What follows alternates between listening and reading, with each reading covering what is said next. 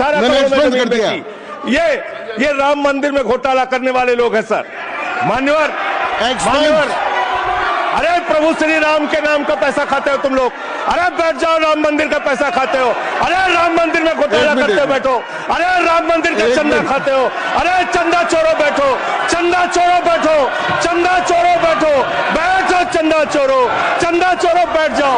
चंदा चोर हो तुम लोग चंदा चोर हो, चंदा चोर हो तुम लोग, चंदा चोरो, चंदा चोरो, चंदा चोरो बैठो। एक मिनट को प्लीज, चंदा चोरो बैठो। सभापति महोदय Shri Gajendra Singh ji, sir I am not dealing sir, I am not dealing. सदस्य ने चंदा चोरी किया इन्होंने, राम का पैसा खाया करने वाले श्री राम का पैसा खाया सर इन्होंने। राम मंदिर का विषय, राम मंदिर में चंदा चोरी किया इन्होंने।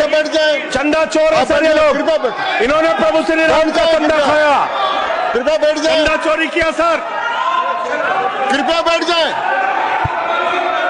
राम मंदिर के संबंध में सर राम मंदिर के संबंध में कहे गए सभी शब्दों को मैं कार्रवाई से निकाल रहा हूं, कार्रवाई से निकाल दें। 2 करोड़ की जमीन 18.5 करोड़ में खरीदी इन लोगों ने।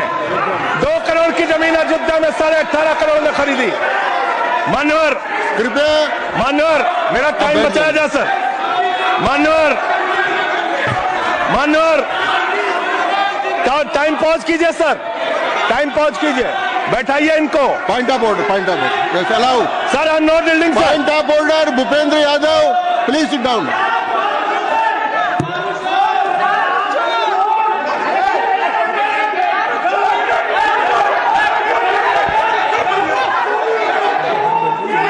भाई पॉइंट ऑफ ऑर्डर मैंने दिया, आप जाइए स्थान पर, कृपया अपने स्थान पर जाएं।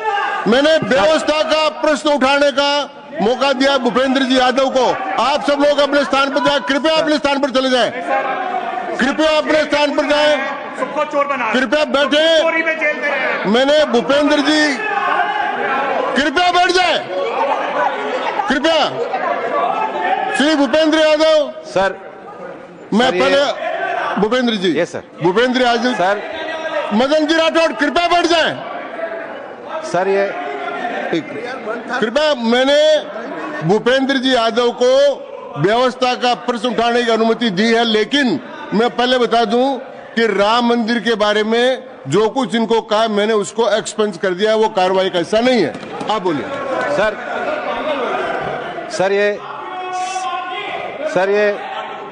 ये सदन का उच्च सदन है। रूल में बता देता हूं, रूल 238 और 240।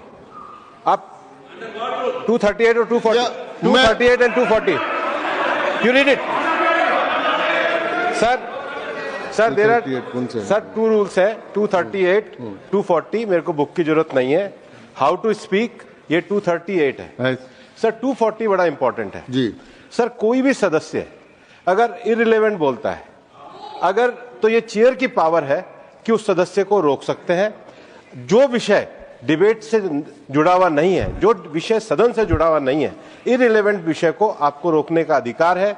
जो सदस्य संजय सिंह जी बोल रहे थे वो इररिलेवेंट है। तीसरा एक और विषय सर, 238 में बोलने के बाद जो असंसदीय शब्द है, किसी भी पार्टी के बारे में, किसी के बारे में जो असंसदीय शब्द है वो बोले गए हैं, तो उसकी भर्त्सना भी हाउस पूरी तरीके से करता है, माननीय स्पष्ट। हाँ, Tiruchi Shiva. Sir, I also stand on the... Please, I am allowing Mr. Tiruchi Shiva. I also stand on the same rule, sir, 238 and 240. You didn't quote 238. You remember 240, but 238 you are well versed, I know, but you are not quoted. Nothing refer, only the rule number. Yes. Refer to any matter of fact on which a judicial decision is pending. No. Make a personal charge against a member. No. Please. What is? Please. Kindly listen. Hello, please.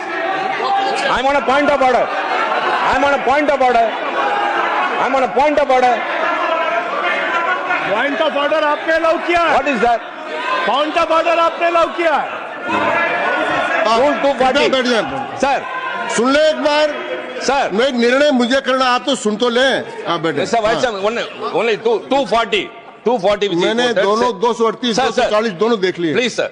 Rule 240 says the chairman, after having called the attention of the council to the conduct of a member who persists in irrelevance or in tedious repetition, you didn't call, sir, Whether it is irrelevance or repetition has to be decided by the chair.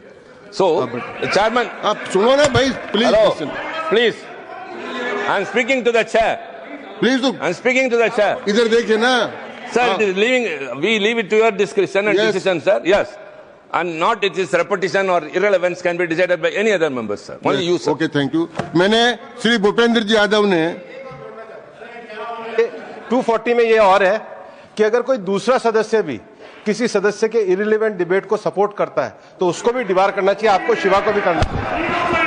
अब एक second. मेरी व्यवस्था यह है कि 238 240 के अंतर्गत मैंने ऑलरेडी जो असंसदीय सब थे वो और राम मंदिर के बारे में, क्योंकि ये विधेयकी परव्यू में नहीं आता है, इसलिए मैंने राम मंदिर के बारे में इनके लगाए गए इलेक्शन और असंसदीय शब्दों को कार्रवाई से निकाल दिया. धन्यवाद. मान्यवर, आपने कहा कि इससे आप पिछड़े मुसलमानों का भला करने जा रहे हैं. सुनने में बहुत अच्छा लगता है कि आप पिछड़े मुसलमानों का भला करने जा रहे हैं.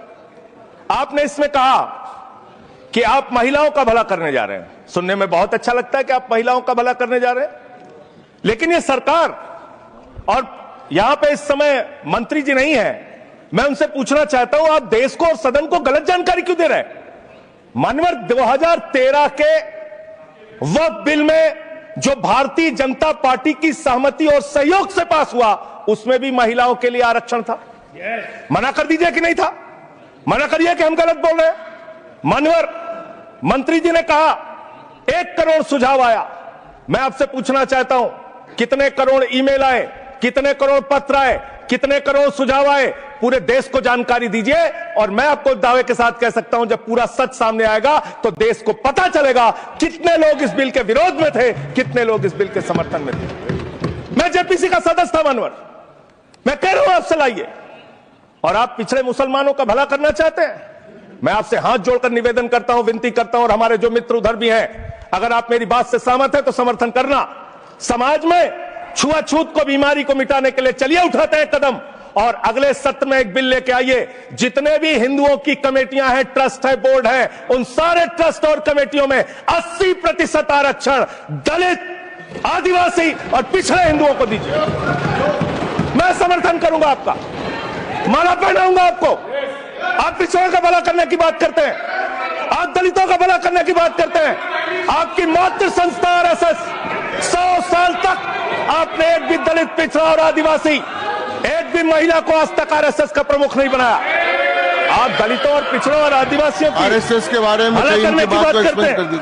माननीय, इस बिल में क्या लिखा है? आप जो भी बातें इस विधेयक के अलावा बोलेंगे उन सबको मैं एक्सप्लेन सर, ये करूंगा. क्या उसमें सच नहीं है? क्या ये सच नहीं है? सर, मेरा टाइम